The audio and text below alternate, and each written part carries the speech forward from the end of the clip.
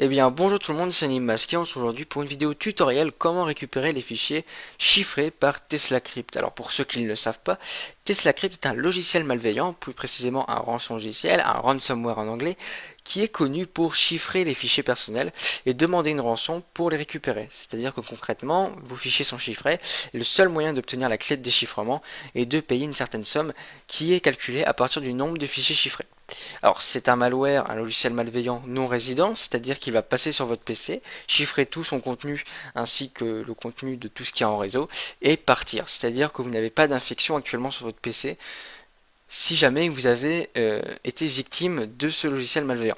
Alors il faut savoir que TeslaCrypt a eu un pic de popularité il y a quelques mois, puis au fur et à mesure du temps s'est mis à stagner pour finalement disparaître. Aujourd'hui, 4 variantes existent.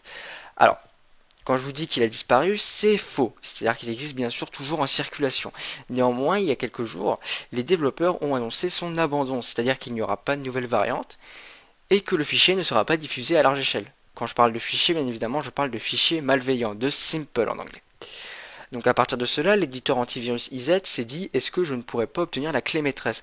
Alors, pour ceux qui ne savent pas déjà qu'est-ce qu'un chiffrement, je vous invite à aller regarder ma vidéo précédente qui est assez concise, qui explique pourquoi les fichiers cryptés et cryptage n'existent pas, les notions, pardon, crypté et cryptage n'existent pas, et qui vous explique un peu la base de la cryptographie.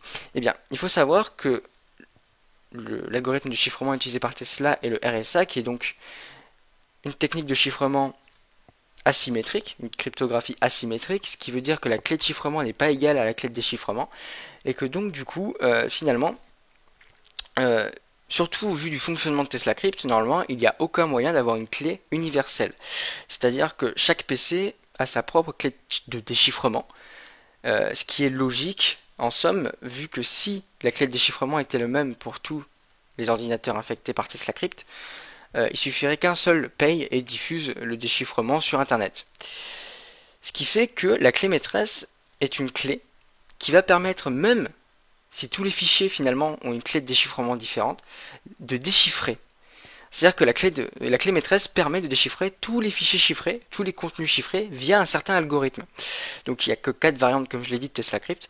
Donc il y a 4 clés maîtresses. Alors, comment différencier les variantes de Tesla Crypt?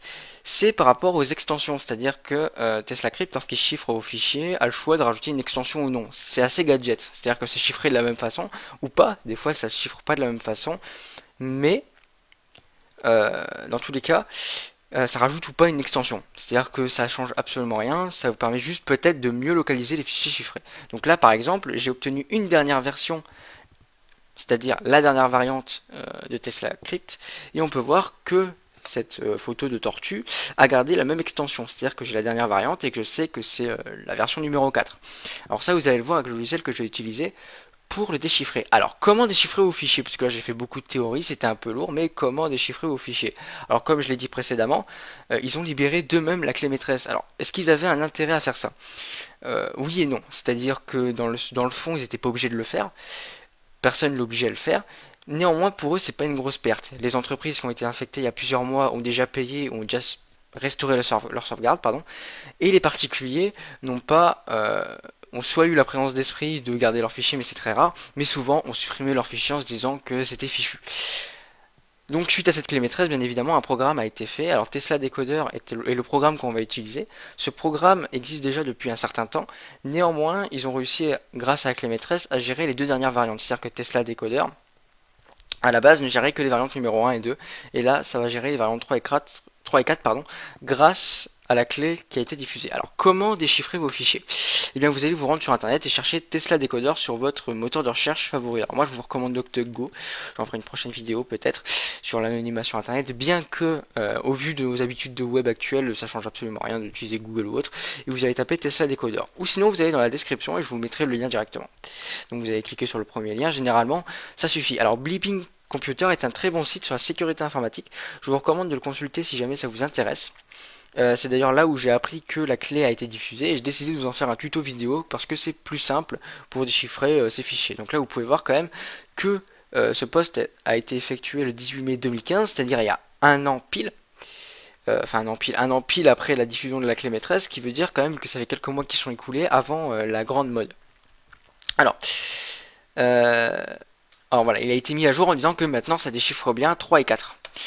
Donc ça a été mis à jour il n'y a pas longtemps, je pense. Si on descend dans le poste, voilà, ça a été mis à jour hier. Alors, je vais essayer de remonter. Hop. Donc là, il y a le lien de téléchargement que je vous mettrai dans la description. Vous allez ouvrir pas exécutable, pardon, le fichier compressé, et décompresser tout simplement son contenu. Alors, je vous conseille à ce stade-là de créer un dossier avec tous les fichiers chiffrés dedans. Comme ça vous permet de les chiffrer plus facilement, vu que Tesla Decoder va soit scanner votre disque, soit scanner un fichier en particulier. Je vous conseille de scanner le fichier en particulier, enfin le dossier en particulier, pardon. Ça sera beaucoup plus rapide. Donc on va créer un dossier qui s'appelle chiffré.